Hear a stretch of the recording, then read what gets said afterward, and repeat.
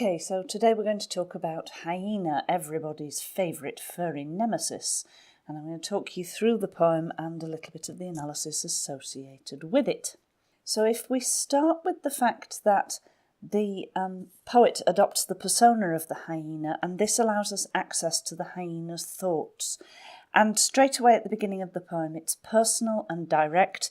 He makes use of the first and second person so that the hyena, I am waiting for you. He speaks directly to us, and it's very immediate because it's in the present tense. He has been travelling all morning, and the hyena, it feels as though he's here to keep an appointment with us, with his reader. And straight away when we hear that he's been travelling through the bush and he has not eaten, we get the first clue that the hyena is hungry. And he's lying at the edge of the bush, and it feels as though he's somewhere between the wilderness and the human inhabited areas. But then we learn that the human structure has been destroyed. The kraal is burnt out. He's panting, it's midday, he's found no waterhole, it's the hottest part of the day, and the hyena is thirsty as well as hungry. And we learn that being without food has made him fierce, and we've got this alliteration that emphasises all his sort of readiness to spring at you. He's fierce without food, his eyes are screwed to slits against the sun. You've got lots of alliteration of the S sounds, that he's ready to spring and he's prepared. And then we get the first of several rhetorical questions. What do you think of me? And there's a shift of focus. He's been telling you that he's here and he's ready and that he's patient and he's waiting. And now you are invited to take time to admire him. He repeatedly compares himself with Africa, and we get a bit of a hint of, I think it's arrogance on the part of the hyena, that he repeatedly makes this comparison. He talks about the fact that his rough coat is crafty with dark spots, referring to the fact that he is camouflaged, I think, by his pattern. And he then compares himself to the bush-tufted plains of Africa. I think the idea that the plains are tufted with bushes, he somehow turns it into a compliment for his uneven coat and the sort of tattiness of a hyena's fur. And then we get a choice of verbs. I sprawl, I trot, I lope, I slaver, I am a ranger, I hunch my shoulders, I eat the dead. And the choice of verbs increasingly draws our attention to his repulsive actions, the hunched shoulders, the slavering, drooling in anticipation of food. It all gets just more and more off-putting, really, until we get to this I eat the dead. And this seems to have this sort of ghoulish feel about it. It's the most disgusting act of the scavenger, and it is, everything about him now is feeling quite repulsive. Again, we get the rhetorical question, do you like my song? But then it's shifting again. The perspective has moved once already, now it moves again. It shifts into the cold of night from the heat of the day, and the hyena is the constant. He's the thing that is present from the day going into the night.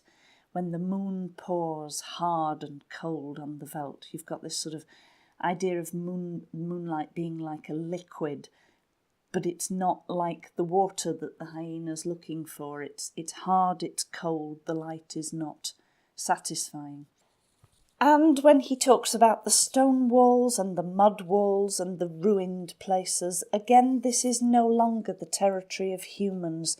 Humans have abandoned this place, and the broken drum that comes later, the things that humans have left behind are the broken, damaged things that have no use. When we talk about the darkness and the owls and the moonlight, we're very much in the sort of gothic territory of evil. And when he talks about being the slave of darkness, again, we've got connotations of evil, but also a suggestion that he is under some sort of compulsion. He does what he does because he has to. And then he talks about his pelt being silver. and how he howls his song to the moon, and I think that has quite a lot of similarities with the wolf, and I think he's perhaps hoping for those to be linked to the idea of a wolf. Interestingly, hyenas are not a canine, and they're not a feline either. They are a genus of their own, scientifically. But here he seems to be claiming kinship to the wolf.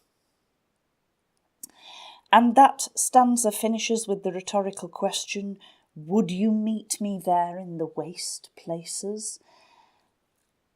The thing with a rhetorical question is that the asker is always trying to prompt some kind of an answer in your mind. Are we prompted to answer yes? Or are we prompted to answer no, which might suggest we're not brave enough to meet him? Or actually does the fact that we can't answer this question diminish us somehow because we're not able to answer him? We can't say yes, we would meet him. We can't say no, we wouldn't. We're somehow paralysed and unable to respond at all. Then he moves on in the next stanza with this, it is said I am a good match for a dead lion. The passive voice at the beginning of this stanza, it is said. By whom is it said? We get the idea that somehow this is his reputation, or it's a rumour. It's whispered by unnamed persons that he's a good match for a dead lion. Hyenas often eat the remains of a lion's kill. It's where we sort of see them in our mythology. It's where you see them in The Lion King, when the hyenas that hang around with Scar. It's doubly ironic that he is claiming that he's a match for a dead lion, because it's no contest at all if the lion is already dead. And then he talks about he puts his muzzle to the dead lion's golden flanks and tears at him. It's quite leisurely. He's got all the time in the world with this dead lion, maybe because there's no competition, maybe because the lion is dead and definitely can't fight back. When he talks about the lion being his golden supper, is he just referring to the colour of its fur and to the fact that he's going to eat it, or is there a more metaphorical use in golden? I think there is. I think he's suggesting that lion is his favourite food. It's his golden meal. And maybe that's something to do with the power play, that the lion, who is usually the hunter, and the hyena is usually the scavenger, and somehow if the lion becomes almost like prey for the hyena, he feels superior. And again he asserts his superiority over the listener. Maybe we felt diminished by not being able to answer his challenge. Now I think he asserts his superiority again. He isn't too choosy to eat you. My tastes are easy. You might not be as nice as lion, but I'll eat you anyway. He talks about having a crowd of fangs, and if you look at a picture of a hyena's mouth, there do seem to be long pointy teeth further back in its mouth than perhaps you would expect looking at a dog. And the hyena actually has some special teeth designed for crushing bone. They're called carnassials, and they are sort of teeth that shear together at the back of its mouth. And then we get lots of alliteration and assonance around his tongue lolling. Do you like me when it's lolling along and laughing? And that is repetition of sounds that you make with your tongue, so it feels quite appropriate. I am laughing. We know that we talk about the hyena's cry as being like a laugh, and it seems quite macabre that a carnivore should be laughing. There's something nasty about an animal that eats the dead, finding it humorous. But he then goes on with this, I am laughing. I am not laughing. And it's a technique Morgan uses in several poems where he gives you a statement and then immediately gives you what seems to be the inverse of that statement. And with Morgan, there is always a gap between the two. He talks about, I'm laughing, but I'm not laughing, and the one doesn't simply negate the other. There's something left lingering, just a slight semantic difference between the two to make you think. So he rejects the idea of the hyena's laugh with I'm not laughing. It's not amusement. But then when he goes on to say, I'm not snarling either, only panting in the sun showing you what I grip carrion with, he's also denying that this is aggression. But he is displaying the tools of his trade, and I think even if it's not aggression, it is meant to make you feel uncomfortable. He then reiterates his patience, I am waiting, and he lists the ways that death can come about. A fall, heart failure, something that just fails, the leaping sinews go slack, and then it becomes more explicitly about hunting. For the fight to the death to be fought to the death, and I love the repetitive structure of that, the fact that the only thing that changes in the second phrase is the sound. Fight becomes fought. It slides from the present tense into the past, just as you might slide from the present tense into the past. So his structure shows his anticipation of the way that this will end. As you slide into the past tense and you become carrion, you become his meal. A glazing eye and the rumour of blood. I am crouching in my dry shadows.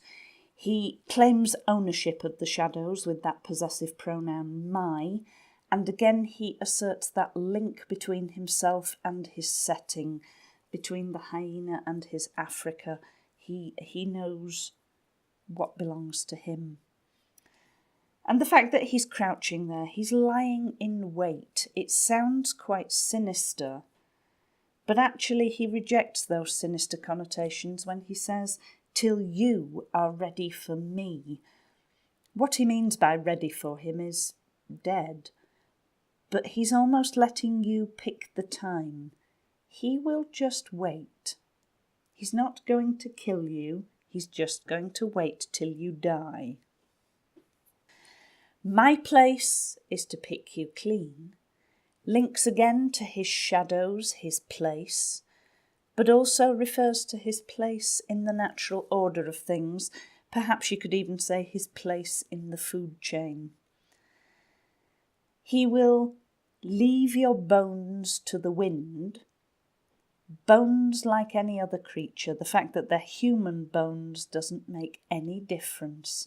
And our humanity and what makes us different from the other animals is just stripped away. We are just a skeleton to be picked clean and left to dry in the wind like any other animal. And that is hyena.